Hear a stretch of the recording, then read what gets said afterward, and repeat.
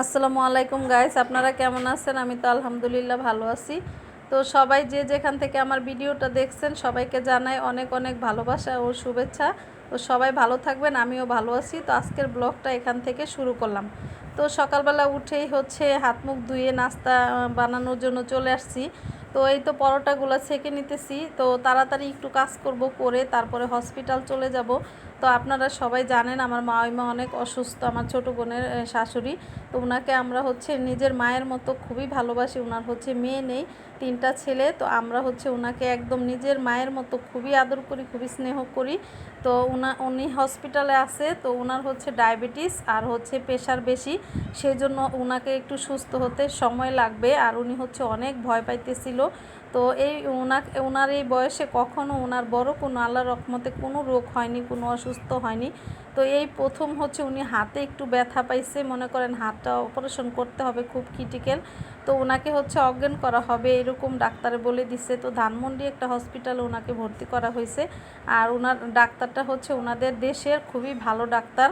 তো ওনার হাতে নাকি খুব জোশ আছে, যেই রোগী এই পর্যন্ত অপারেশন হয়েছে তাড়াতাড়ি সুস্থ হয়ে গেছে। তো সেই জন্য উনি বলতেছিল ওইখানেই যাবে আর ওনার কাছেই চিকিৎসা নেবে। সেই জন্য আমার বোন আর বোনের হাজব্যান্ড ওইখানে ওনার কাছে নিয়ে গেছে। তো ওনার অপারেশনটা হয়ে গেছে পরশু দিন। তো আমি আজকে যাব হসপিটালে। আর উনি অবজারভেশনে ওনাকে রাখা হয়েছে, এখনও বেডে দেওয়া হয়নি। তো আজকে নাকি বেডে দেওয়া হয়েছে, আমার বোন ফোন করে আমাকে বলে দিল। তো উনি এখন আল্লাহর রহমতে অনেকটা সুস্থ আছে, খুবই ভালো আছে। তো একটু সময় লাগবে, ওনার প্রেশারটা বেড়ে যায়। আর প্রেশার কমাতে হলে ডায়াবেটিস বেড়ে যায়, এরকম একটা অবস্থা। তো ভয়ের কারণে ওনার প্রেশারটা বেড়ে যায়। আর ওনার হাই প্রেশার। তো সেই জন্য বললাম যে মা আপনি ভয় পেয়েন না, আপনার সব কিছুই ঠিক আছে, আপনি ভয়ের কোনো কারণে আপনি তাড়াতাড়ি সুস্থ হয়ে যাবেন। তো ওনাকে ভরসা দিতেছি। আর আপনাদের কাছে ওনার জন্য দোয়া চাই, আপনারা ওনার জন্য দোয়া করবেন, উনি যেন তাড়াতাড়ি সুস্থ হয়ে যায়। তো আমি নাস্তাটা করে আর এইদিকে কাপড়গুলো একটু ভিজিয়ে ধুয়ে দিব। আর তাড়াহুড়া করতেছিলাম যেহেতু হসপিটাল যাব, আর আস্তে আস্তে আমার অনেকটা রাত হয়ে যাবে। আর সেই জন্য তাড়াতাড়ি কাজটা শেষ করে তারপরে যাব। আর এদিকে বিছানার চাদরটা কিন্তু অনেকটা ময়লা হয়েছিল, তো সেটাকে চেঞ্জ করে নিলাম।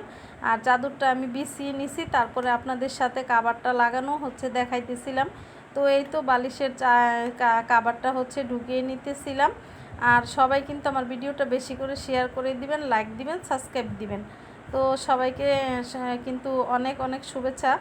যাই হোক, কথা বলতে গেলে কেমন যেন মুখে আটকে যাচ্ছে, ভালো লাগতেছিল না। আর আমারও শরীরটা তেমন একটা ভালো না, খুবই শরীরটা দুর্বল লাগে কয়েকদিন ধরে, কথা বলতে গেলে মুখে বাজে কেন জানি না। তো এই তাড়াতাড়ি করতেছি। আর বিছনার চাদরটাকে একটু ঝাঁটা দিয়ে ঝেড়ে নিতেছি, ময়লা টয়লা আছে নাকি। তো কাজটা শেষ করে হসপিটাল চলে আসছি। আর হসপিটাল এসে আপনাদের সাথে একটু দেখাইতেছিলাম। তো ওই তো আমার বোন আর বোনের হাজব্যান্ড দেশের বাড়িতে মোবাইলে কথা বলতেছিল, যে ওনার কী অবস্থা সেটা জানাইতেছিল। ওর শ্বশুর দেশের বাড়িতে ছিল সেখানে। তো ওইখানে ওনার ওর জালের ছোট ছোট 2টা বাচ্চা, জাল একা আছে।